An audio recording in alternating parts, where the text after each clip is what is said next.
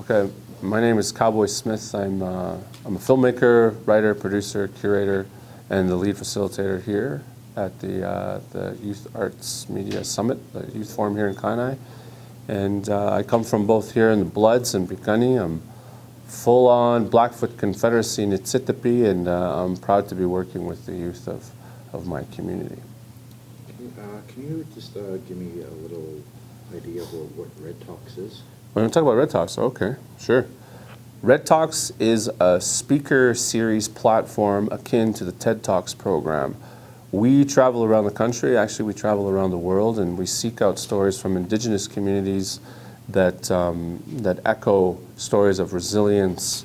We find stories of empowerment, and we do work in empowerment through our intertribal program, where we try to get communities to collaborate on different projects and encourage youth and artists to continue to pursue their goals while building a discourse around very complicated subject matter like addictions, intergenerational trauma, missing and murdered Indigenous women. These are all very important subjects to us. So RED is like is very much an acronym. R for resilience, E for empowerment, and of course D for discourse. And the little X is like a knowledge bundle, an acknowledgement of the four directions. We have knowledge coming from the north, the south, the east, and the west. And as a global community, we are all, as youth, as elders, as leaders, as creators, as storytellers and educators, we are building this knowledge bundle together for the next generation. So did you guys build this curriculum like with yourself, or like with all the... Yeah, all of the facilitators, we've collaborated based on what we all work professionally in each of the fields that we're teaching in. So we've all gone to film school or theater school, or for example, for our PR guy's a communications student right now. He does all of the PR for our Red Talks program. He's actually gotten me on several TV shows: Breakfast TV, Dinner TV, Bannock TV, Native TV, Nighttime TV. I mean, I've done a number of interviews, all on fleek, all on point. Excellent, excellent outreach in terms of communication, and it's really cool to have an opportunity to take all of our best producers in the Red Talks program and have them available and accessible through the curriculums and the workshops that we're presenting here at the forum. How did you get involved with the kind of children's services? Did they contact you, or how did this all come about? Last year we ran a very similar forum in Piikani with students from here in the Bloods. Some were from, I think, from Siksika, and some were from Driftpile, a northern Dene community. And it was just a beta test. We wanted to see if this would work, if we could have all these different multimedia networks and channels and streams and workshops sort of weave into each other. And it was a total success. The students loved it, the parents loved it, the facilitators, everybody loved it. The volunteers even got in on the action. It was a total success. So our liaisons, Michelle and Missy, Michelle Whiteman left and Missy Fox, they saw the success of that program, and they've been asking me ever since to prepare for this one. And now that we're here and we're actually doing it, and we're actually sitting in a room full of youth, it's pretty clear that this is a successful model, and that the young people are actually getting something out of these workshops. Is there anybody you'd like to thank? Oh, I'd like to thank the community. I'd like to thank Blood Tribe, all of the sponsors, Kainai Children's Services Corporation, and then of course all the volunteers, all the parents who are bringing their kids out. I mean, this is a real community effort. That's the important thing about this. This is community programming by the community for the community, and it's something that I always wish as a youth myself. I wish there was something like this back in the 90s. You know, we learned how to become a filmmaker or do some really cool theater training, music. It's pretty cool, and you know, back in those days we didn't have that many people in the arts. Now we have a number of people, professionals, winning awards, doing really cool things, and I think it's long overdue, and it shows in the work. I mean, everybody's doing such great work. Everyone's engaged, and I think people are having fun. So are you maybe planning an annual thing here at the Blood Tribe? Yeah, if they want us back, of course. We always want to come back to communities where we're invited to.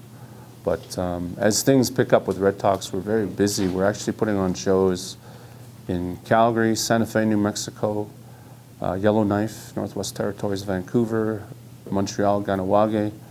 New York City now is on the slate. We're also planning to go to New Zealand, Australia, Scandinavia, Norway, hopefully Africa.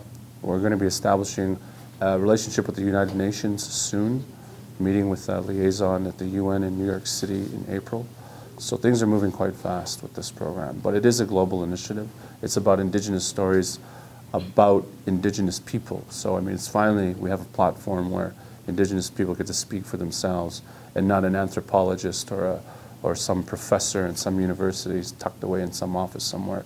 It's time for us to tell our own stories because we are the translators of the frequency of the land. When you hear a Blackfoot person speaking Blackfoot in Blackfoot territory, that is the land speaking through that person. And we want to hear those stories from all over the world. A great example is when I went to Chile and I sat with the Mapuche people of southern Chile. And just to hear their language, hear their stories, that was very encouraging for me to come back home and continue to learn my own language, which I'm still learning, Blackfoot, and learn more about my culture and history. So what kind of feedback have you been getting? Very good feedback, amazing feedback. Every place we've gone to, they've invited us back. They want bigger shows, they want more engagement. People are reaching out to us for partnerships. I mean, it's blowing up. When I first started this project, it was about 9 years ago, I thought it was just going to be a small community thing in East Vancouver.